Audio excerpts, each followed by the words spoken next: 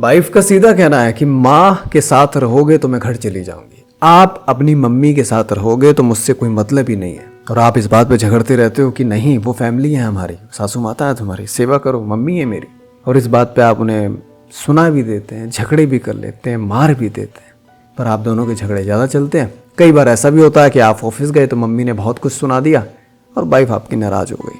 अब यह सिचुएशन यहाँ तक आ गई है कि मैके चली गई हैं वो और झगड़े हो रहे हैं दोनों परिवारों के बीच कि मैं अलग रहूंगी, माँ के साथ नहीं रह सकती। अगर सेम यही सिचुएशन है तो ये वीडियो आखिर तक देखना, इसका सोल्यूशन बताता हूँ। देखो, तुम वाइफ से कह रहे हो ना कि मम्मी पापा की सेवा कर, मम्मी पापा के लिए खाना बना, उनकी सुन, क्योंकि ये फैमिली है हमारी। यही सबसे बड़ी गलती है। देखो, जो तुम्हारी फैमिली होती है ना, फादर मदर बच्चे भाई बहन, आपके मतलब आप खुद और पत्नी, आपकी फैमिली में ये सब लोग आते हैं। वाइफ की फैमिली में ये सब लोग नहीं आते। वाइफ की फैमिली में आते हैं पत्नी, खुद और पति और बच्चे। अब आप कहेंगे नहीं, सीरियसली बता रहा हूँ, अगर आप इक्वालिटी की बात करें यहाँ पे तो वाइफ की फैमिली में पति और बच्चा आता है।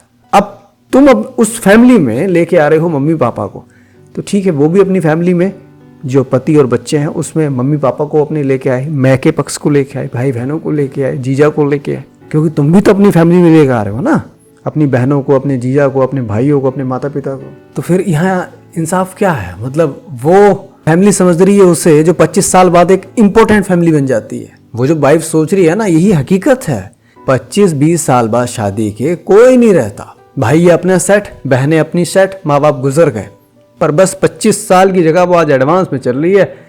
जो 25 साल बाद होता है वो आज यही दर्शन करा रही है आपको। ऐसा नहीं है वाइफ गलत है या आप गलत हैं, आप भी गलत नहीं है। देखो, इसको मैं ऐसा समझाता हूँ, जब वाइफ की फैमिली में ये सब लोग नहीं आते, ठीक है, वाइफ के लिए इंपॉर्टेंट होता है जिसके अंदर से, दिल से भावनाएं आती हैं, जिस पुरुष के लिए वो पति होता है। प्यार आता है बच्चे को दूध पिलाना, बच्चे को फूड खिलाना, बच्चे की केयर करना, तैयार करना है स्कूल के लिए, स्कूल भेजना, वो उसके बच्चे हो गए।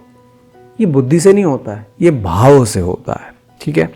अब सास ससुर के लिए भाव ही नहीं है तो कैसे आप फैमिली में उसे जोड़ सकते हैं? आप कहें नहीं, ये कल्चर होता है, रिचुअल्स होते हैं, ये परंपराएं होती हैं, सास की सेवा करनी चाहिए। कौन सा वो व्यक्ति है जो लॉ मानता है? सबको पता होता है सब चीजें, तुम्हें भी पता है। बहुत से काम ऐसे कर जाते हो कि नहीं ये नहीं करना चाहिए, पर करते हो ना। अगर बराबर भी करूं तो उसकी फैमिली में तो फिर उसके ही माँ बाप आएंगे ना। दोनों पार्टनर, आप हस्बैंड वाइफ जुड़े, हस्बैंड के माता पिता आ रहे हैं तो वाइफ के क्यों नहीं आ सकते? दोनों आ सकते हैं, पर ऐसा नहीं होता। ये व्यवस्था ही ऐसी बनाई गई है, शादी की संरचना, जहां हस्बैंड की पूरी फैमिली कंबाइंड आती है, पर वो फैमिली तुम्हारी है, तुम्हारी वाइफ की नहीं है। वो तुम्हारी फैमिली है, हस्बैंड की फैमिली। यहाँ पे आप वाइफ को सिर्फ प्रेम में ही गिरा सकते हैं, प्रेम में ही उसे ये एहसास करा सकते हैं कि ये मेरी फैमिली है, ये वाइफ, ये तेरी भी फैमिली है, जहाँ सास ससुर भाई बहन होंगे। अब आप लड़ झगड़ रहे हैं तो दिक्कतें हो जाएंगी, क्योंकि उसकी फैमिली नहीं होती है। उसने शादी करी तुमसे, बच्चे करे तुमसे, उसके लिए इंपॉर्टेंट लाइफ में क्या रहा? मेरा पति, मेरे बच्चे। हाँ, तुम्हारा है कि हाँ मैं इन माँ बाप से पैदा हुआ हूँ, ये मेरे भाई बहन हैं, पर वो तुम्हारे हैं, उसको तुम दबाव नहीं बना सकते। अगर इंसाफ भी देखो तो दबाव अगर इस बात पे बना रहे हो, तुम उस माता पिता के बच्चे हो इनके और इनके भाई बहन हो, तो वो भी कहेगी मैं भी इन माता पिता से पैदा हूँ, मेरे भी ये भाई बहन है, इन्हें भी लेके आओ घर में। ऐसे तो घर बिगड़ जाएगा ना, ऐसे नहीं होता। आप यहाँ पे सिचुएशन से प्रेम से संभाल सकते हो। वाइफ को प्रेम देगा, वहां पे वो सुन भी लेगी, वहां पर वो सह भी लेगी। या तो दबाव होता, आदमी दो ही कारणों सुनता है, या तो प्रेम में या दबाव में, या तो शौक से या खौफ से। एक बच्चा टीचर से बहुत अच्छा मिलता है क्योंकि शौक है, मन करता है, अच्छा लगता है, प्रेम है, व्यवहार मिलता है। एक टीचर को देखते पढ़ने बैठ जाता है, खौफ है। पर यहाँ पे तो जैसे बच्चे को केवल पढ़ाना है, चाहे वो शौक से पढ़े किसी टीचर के कहने पे, चाहे वो खौफ से पढ़े। वाइफ यहाँ पे अगर आप फैमिली में जोड़ना चाहते हैं, वाइफ ये समझे कि ये मेरी भी फैमिली है, जो मेरे हस्बैंड के माता पिता हैं, खौफ नहीं है। आज की सिचुएशन बता रहा हूँ, पहले था खौफ, खौफ में ही पहले काम होते थे। आज खौफ खत्म हो गया।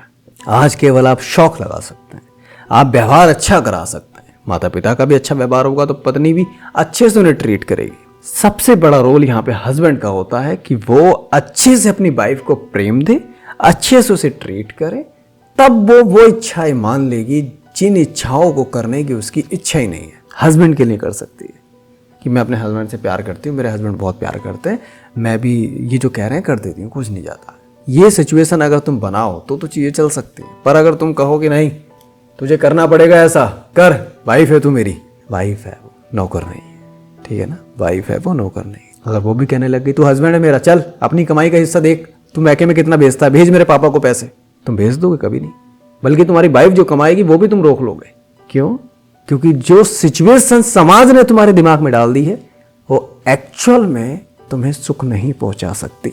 ये रूल, ये लॉ, ये परंपराएं, ये कुछ सुख नहीं मिल सकता तुम्हें इसमें, कभी नहीं मिल सकता। सिर्फ सुख प्रेम से लिया जा सकता है। अगर तुम ऐसे लड़ाई झगड़ों में उतरोगे तो वो चली जाएगी अपने मैके। हम मैके वाले तो बेचारे नहीं आ सकते, पर वो चली जाएगी। फिर क्या होगा? फिर किसके लॉ मानोगे, किसके रूल मानोगे? घर बिगाड़ना है तो ये सब चीजें करते रहो। अगर घर बसा के रखना है, जो वाइफ कर रही है ना आज की 25 साल बाद, ये चीजें होनी है एक्चुअल में। भाई बहन आपके सेट, माता पिता गुजर गए, एक्चुअल में फैमिली जो बसती है, वाइफ, बच्चे और हस्बैंड। अगर अपनी फैमिली को वहां तक लेके जाना है तो प्रेम ही एक रास्ता है। प्रेम, बस वाइफ को संतुष्ट रखो, वाइफ की थोड़ा सा प्रेम से सुनो, थोड़ा समझाओ, यही इसका एक रास्ता है। अगर आप चाहें कि भाई नहीं हम तो डंडे के दम पे करवाएंगे, आज के समय वो पॉसिबल है ही नहीं, ठीक है ना। क्योंकि आज हर कोई मजबूत है। और वैसे भी मैं कहूँगा कि अगर आप डंडे के दम पे वाइफ को झुका के वो सब करवा रहे हैं जिसकी ना उसमें भावनाएं हैं ना न्याय है यहाँ पे, तो आपने एक वाइफ नहीं, एक गुलाम पाला हुआ है। और आप एक अच्छे पति नहीं, एक खूंखार राजा हैं। चलिए ठीक है, नमस्कार। मिलता हूँ तुम्हें नेक्स्ट वीडियो में। बाकी इससे रिलेटेड कोई व्यक्तिगत बात करना चाहते हो तो मुझे व्हाट्सएप पर मैसेज कर दीजिएगा। नमस्कार।